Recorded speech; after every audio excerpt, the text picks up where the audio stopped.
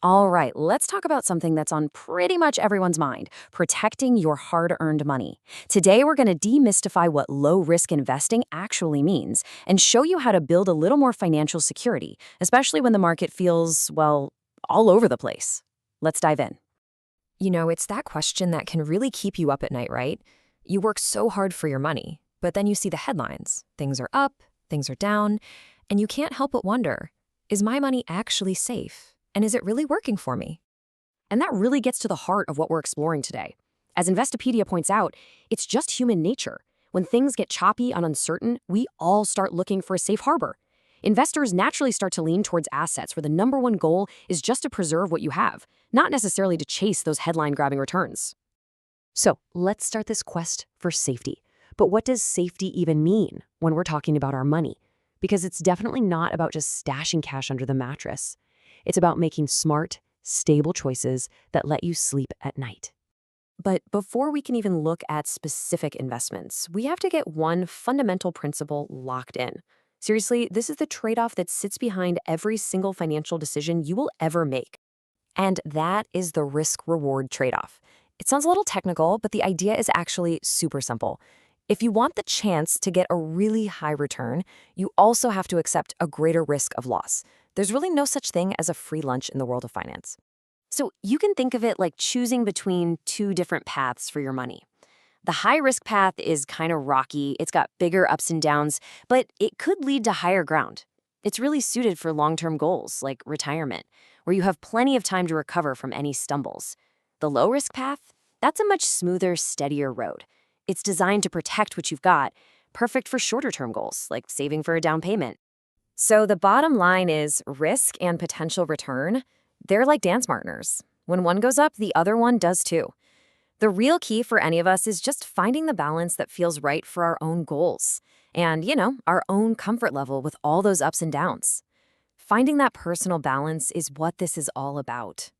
All right, now that we've got that core principle down, finding your balance, let's actually open up the toolkit. We're going to look at the real investments, the actual tools you can use to build that solid foundation of safety in your portfolio. Think of this table as our roadmap for what's coming next. It gives you that bird's eye view of some of the different options, and we're comparing them on three really key factors. Safety, of course, liquidity, which is just a fancy way of saying how quickly you can get your cash if you need it, and upside potential, so how much room there is for growth. Now, to make this all a little easier to wrap your head around, we're going to sort these tools into three main buckets. Stuff you can get from a bank, securities that are backed by the government, and then instruments that are issued by companies. Okay, first up, banking products. These are probably the ones you're most familiar with. High-yield savings accounts are great because your money is super liquid. You can get it anytime.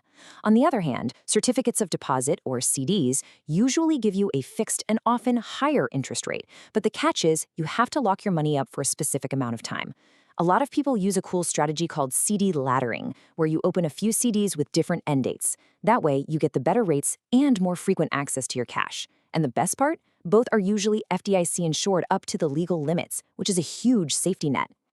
Now, this next one is super, super important. It's a distinction that a lot of people miss, and it's critical. We're talking money market accounts versus money market funds. An account is a bank deposit, just like a savings account, and it's FDIC insured. A fund, however, is an investment product, and it is not insured by the FDIC. It's such a tiny difference in the name, but believe me, it is a massive difference when it comes to risk. All right, next up, let's talk about lending your money out.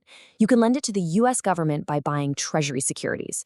These are considered basically risk-free because they are backed by the full faith and credit of the United States. Or you could lend your money to a big, stable company by buying an AA-rated corporate bond. The risk that a company like that will default is incredibly low, and for taking on that tiny, tiny bit of extra risk, you usually get a slightly higher return. And hey, even within the world of treasuries, you've got options. Standard ones pay you a fixed interest rate, pretty simple. But then there are these things called TIPS. That stands for Treasury Inflation Protected Securities. With TIPS, the original amount you invest actually goes up with inflation. What does that mean for you? It means they're specifically designed to protect your purchasing power when the cost of everything else is going up. Okay, To round out our toolkit, there are a few other instruments that are really designed for creating income. You've got things like preferred stock, which is kind of a hybrid between a stock and a bond. There are annuities, which give you a guaranteed stream of income from an insurance company. And then there are municipal bonds, which are popular because the income they generate is often tax-free. So we've seen all the tools in the shed, right? Now comes the fun part, actually building something. This is where we shift from just knowing the what to understanding the how to put these tools to work to build your own financial foundation. And this is maybe the most important takeaway, and it comes straight from our source material at Investopedia. Low-risk assets are not meant to be your entire portfolio. The experts all recommend diversification. That means creating a healthy mix of low, moderate, and even some higher-risk investments, all tailored to your personal goals. So how do you actually do that? How do you build this foundation? Well, it really boils down to a simple 3-step process. First, you have to get clear on your goals. What are you saving for? Retirement? A house? Then, step 2, you have to know your timeline. When are you going to need this money? And third, based on those 2 answers, you diversify. It's that classic rule you've heard a million times for a reason. Don't put all your eggs in one basket. And here's kind of what that looks like in practice. In a really balanced portfolio, those low-risk assets we've been talking about, things like bonds and CDs, they act as the stable foundation. Then, on top of that solid base, you can layer on some moderate-risk things for steady growth and maybe even a smaller slice of higher-risk assets for that long-term potential. But it's that stable foundation that helps you ride out the market's inevitable storms. So you see, at the end of the day, these aren't just, abstract financial products with confusing names. They are the building blocks for your future. So as you think about all this, just remember, your portfolio is more than just numbers on a screen. It's a plan for your life's goals. So the real question is, what does your plan say about you?